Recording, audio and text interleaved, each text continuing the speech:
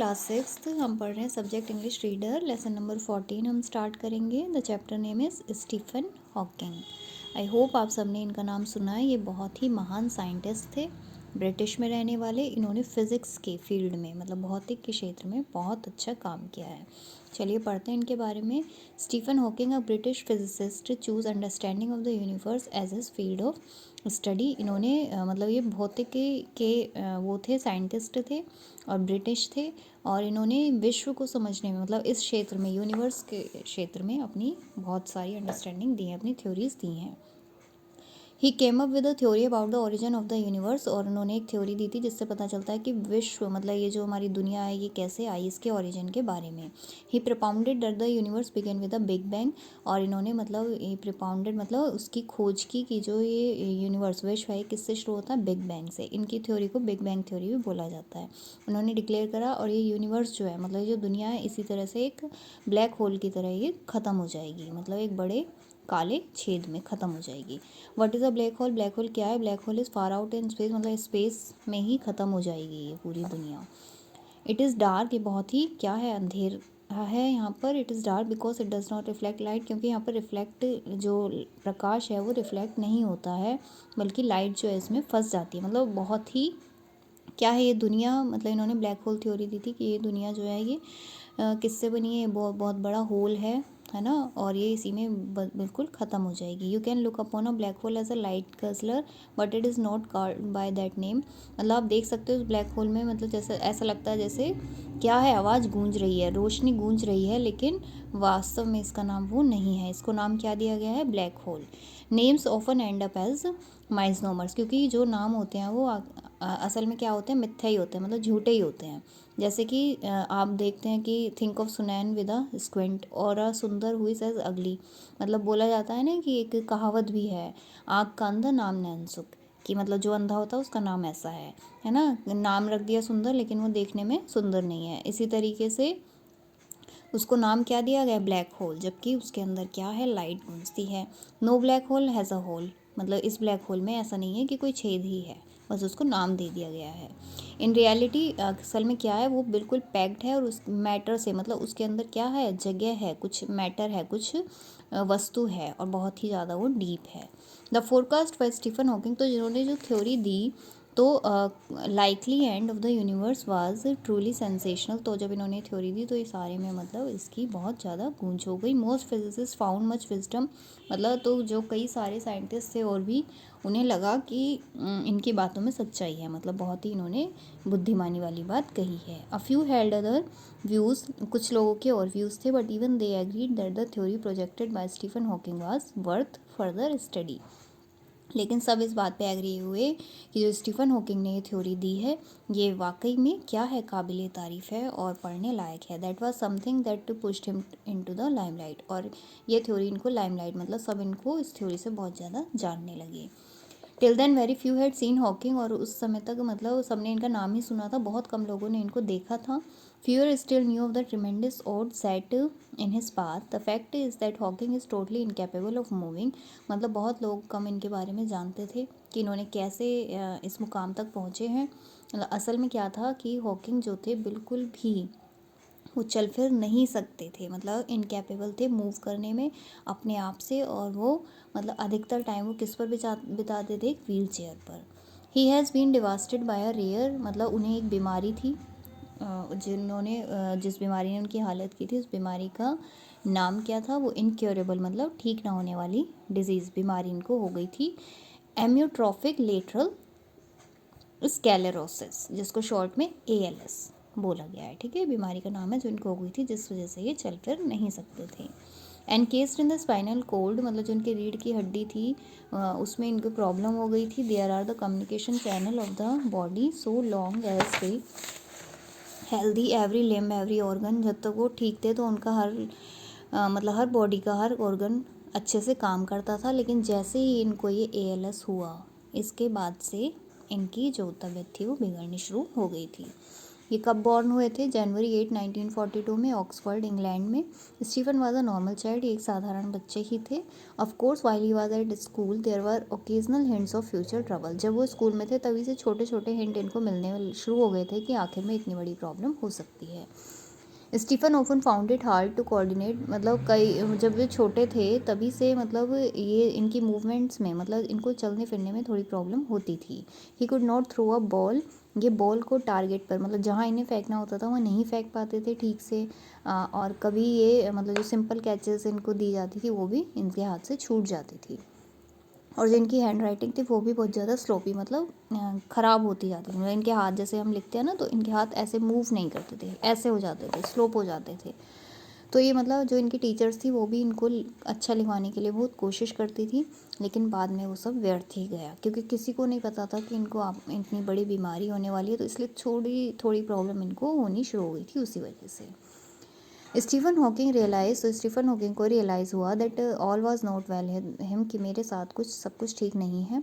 जब वो ऑक्सफोर्ड की में मतलब तीसरे साल उनका ऑक्सफोर्ड में था तब उन्हें ये लगा। ही सेज, उन्होंने बोला, I seem to be getting more clumsy and I fell over once or twice for no apparent reason, कि मैं बहुत ज़्यादा क्लमजी मतलब मैं एक या दो बार बिना किसी वजह ही ऐसे आपस गिर जाता हूँ। इन 1962 में ये कैम्ब्रिज में गए, मतलब कैम्ब्रिज यूनिवर्सिटी में पीएचडी करने के लिए। वहाँ पर बाय देन हिज मूवमेंट्स वर ओफन वियर्ड, और तब उनके मूवमेंट्स होते और भी ज़्यादा ख़राब होते चले गए। हिज फादर, तो इनके फादर ने नोटिस किया कि कुछ तो गड़बड़ है, मतलब कुछ एबनॉर्मलिटी है उनके बेटे में। तो उन्होंने स्पेशलिस्ट को दिखाया और उनके कई सारे टेस्ट हुए। A team of doctors looked at the result, कई सारे डॉक्टर्स की टीम ने इनको देखा और पता लगाया कि इनको कौन सी बीमारी है, ALS, for which there was no cure known, और तब तक मतलब उस बीमारी का कोई इलाज भी नहीं था। तो डॉक्टर ने बिल्कुल आशा छोड़ दी, मतलब कोई होप नहीं रखी और बोल दिया कि शायद ये 3 या 4 साल तक ही सर्वाइव कर पाएंगे। Stephen Hawking bit his lips, threw his hands clumsy around. It took him quite some effort to regain his poise. Then he compared his fate with that of boy who was in the hospital with him. जब उन्हें पता चला तो वो बहुत ज़्यादा क्या हो गए, शांत रहने लगे, बहुत ज़्यादा परेशान रहने लगे। तभी उन्होंने देखा कि अपनी किस्मत को उन्होंने एक लड़के से कंपेयर किया जो उनके हॉस्पिटल में उनके साथ ही था। और उस बॉय को क्या था, ल्यूकेमिया था, मतलब एक ब्लड कैंसर था और वो जल्दी ही मर गया। तो स्टीफन हॉकिंग ने अपने आप से बोला कि मैं तो जिंदा हूँ। His face gaining a gleam, तो उनके चेहरे पर एक चमक आई और उन्होंने सोचा कि जब तक लाइफ है तब तक होप है, मतलब जब तक ये जीवन है तब तक मुझे आशा है, मैं अच्छे अच्छे काम करूँगा। तो इसी आशा के साथ उन्होंने मतलब उनको करेज मिला, साहस मिला। ही रिटर्न टू कैम्ब्रिज, वो वापस अपने मतलब कैम्ब्रिज यूनिवर्सिटी में गए, उन्होंने अपना रिसर्च वर्क शुरू किया। म्यूज़िक लिफ्टेड हिज स्पिरिट्स, मतलब म्यूज़िक सुनना उनको अच्छा लगता था, उनसे उनको जोश मिलता था तो वो म्यूज़िक सुनते थे। If are going to die anyway I might as well do some good, तो उन्होंने लगा कि एक ना एक दिन तो जब सबको जाना ही है तो मैं कुछ अच्छे काम करके जाऊंगा। दैट रेजोल्यूशन, वो उन्होंने अपने आप से क्या किया, प्रॉमिस किया। और उन्होंने बहुत सारे ऐसे मतलब खुद को एंजॉय करने लगे और बहुत सारे अच्छे अच्छे उन्होंने मतलब कई सारी उन्होंने डिस्कवरीज की। ही वॉज यंग, जब वो जवान थे, यंग थे। ही फेल इन लव, तो उन्हें मतलब जेन वेल्ड नाम की एक गर्ल थी, उससे प्यार हुआ और उन्होंने वो रिस्पॉन्डेड टू हिज लव, उसने भी उनके प्यार को एक्सेप्ट किया। और उसको बीमारी का पता था, उसके बाद भी मतलब उन्होंने आपस में क्या कर ली, द टू गोट एंगेज, शादी कर ली। He applied for and secured a research fellowship करी उन्होंने कैम्ब्रिज से। दोनों मतलब उनके पास थोड़ी थोड़ी इनकम भी होने लगी और उन्होंने मतलब डिसाइड किया कि वो शादी करेंगे। ठीक है, तो उन्होंने जेन वाइल्ड से शादी की। हॉकिंग थियोरेटिकल फिजिक्स की फील्ड में काम करते थे। उनकी हेल्थ दिन पर दिन और ख़राब होती जाती थी, लेकिन वो क्या करते थे, मतलब और भी अच्छे ब्रिलियंट साइंटिस्ट के तौर पर अपनी पहचान बना रहे थे। और उनकी मदद इसमें कौन करती थी, उनकी wife. The couple's happiness knew no bounds, वो दोनों बहुत खुश थे और उनके एक बच्चा भी हुआ और उसके बाद 2 बच्चे उनके और हुए और चिल्ड्रन भी, मतलब उनकी जो फैमिली थी बहुत अच्छे से रह रही थी। By then Stephen Hawking had been given the post of, और स्टीफन हॉकिंग को अब मैथमेटिक्स के प्रोफेसर की पोस्ट मिल गई थी, मतलब वो प्रोफेसर पढ़ाते थे maths. The chair created in 1663 was once held by Sir Isaac Newton. Stephen Hawking now came to be regarded among the leading physicists of our times, मतलब अपने टाइम के वो बहुत ही महान है ना, जाने माने लीडिंग जो भौतिकी साइंटिस्ट थे उसमें जाने पहचाने जाने लगे। वो सेमिनार्स में पार्टिसिपेट करते थे, मीटिंग में कॉन्फ्रेंस करते थे, है ना, सबको ये ओरिजिन अंडरस्टैंडिंग समझाते थे। उन्होंने कई बुक्स लिखी जिसका नाम था ब्रीफ हिस्ट्री ऑफ टाइम, जो कि सबसे ज़्यादा बिकने वाली बुक बनी थी। और उनके बाद उन्होंने ब्लैक होल्स और बेबी यूनिवर्स और अदर एसेस नाम की भी बुक लिखी। 1974 में Hawking was able to feed, मतलब 1974 तक वो अपने आप को खुद मतलब खाना खाने लायक थे और खुद अपने बिस्तर से उठ और बैठ जाते थे। लेकिन उसके बाद कुछ टाइम बाद उनकी ये सारी बॉडी जो थी, मतलब ये एबिलिटी उनकी धीरे धीरे कम होने लगी। 1985 में उन्हें निमोनिया हो गया और उनका एक गले का ऑपरेशन हुआ और उनकी वॉइस आवाज़ चली गई और ये बहुत ही ज़्यादा उनके साथ खतरनाक चीज़ हुई थी। ही कुड नो लॉन्गर, मतलब अब वो अपने नोट्स को डिक्टेट मतलब कुछ बोल नहीं पाते थे, उनकी वॉइस चली गई थी, ना ही वो डिबेट्स में पार्टिसिपेट कर पाते थे, है ना। तो उन्हें लगता था कि अब उनका फ्यूचर जो है वो बिल्कुल ख़राब हो गया। लेकिन उसके बाद भी उन्होंने हार नहीं मानी। ही फेल्ट ही वाज, उन्होंने सोचा कि वो और किसी भी आम आदमी की तरह हैं, अब भी उन्होंने हार नहीं मानी थी। तो it is very important that disabled children should be help to blend with others of the same age, मतलब उन्होंने कहा था कि ज़रूरी है कि जो डिसेबल्ड चिल्ड्रन है, मतलब जिनमें कुछ प्रॉब्लम होती है, वो बच्चे भी औरों के साथ ही कंपेयर किए जाए, है ना, मतलब उन्हें अलग नहीं समझा जाना चाहिए। How can we feel a member of the human race if one is set apart from an early age, it is form of apartheid. He set himself to prove that he could still operate, मतलब उन्होंने तब भी हार नहीं मानी। उनका मानना था कि इस तरह से भेद नहीं किया जाना चाहिए, अगर कोई डिसेबल्ड चिल्ड्रन है वो भी और किसी के लायक ही मतलब इक्वल है।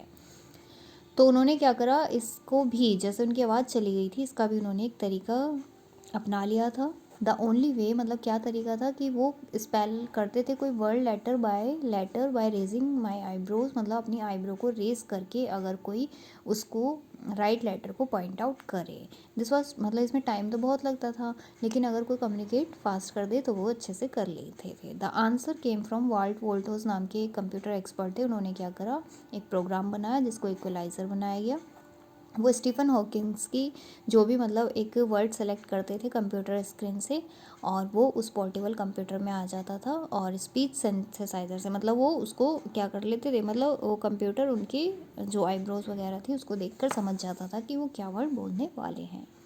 तो ये भी बहुत अच्छी चीज़ बनाई थी उसने। One could almost imagine him. तो एक बार उन्होंने क्या बोला था, ALS do thy worst you can not, मतलब तुम ALS मतलब जो बीमारी थी उससे बोला तुम कितना ही बुरा कर लो लेकिन मैं हार नहीं मानूंगा।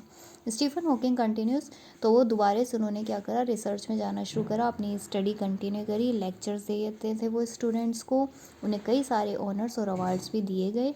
The queen made him in 1989 companion of honour का उन्हें अवार्ड दिया गया। और हॉकिंग की सक्सेस मतलब बहुत सारे उतार चढ़ाव से गुजरती है।